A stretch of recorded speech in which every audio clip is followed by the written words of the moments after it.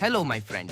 What I have here is a nice compact single-phase multifunction energy meter designed for DIN rail mounting. While there are cheaper options available, this one offers Class 1 accuracy and is typically MID certified.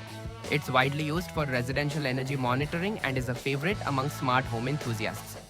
This particular model features an RS485 Modbus port, making it easy to integrate into Home Assistant via ESPHome. Usually, you're told you need a dev board, an RS485 to TTL adapter, and an external power supply to get it running. I've tried that, it works fine, but I found a better way.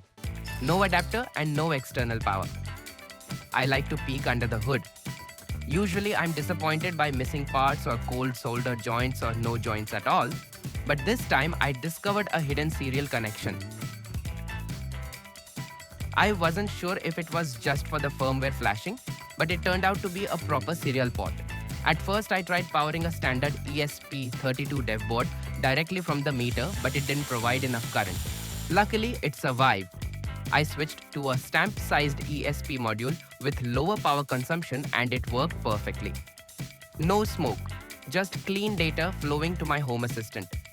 I was worried that having high voltage so close to the antenna would cause interference, but even a 2 kilowatt load didn't affect the signal. Even far from my router, it stayed rock solid.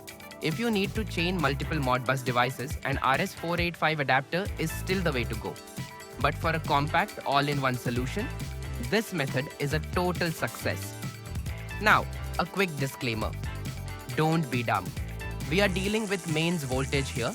If you aren't comfortable working with high voltage, stick to the standard adapter method. Play it safe and see you in the next incarnation.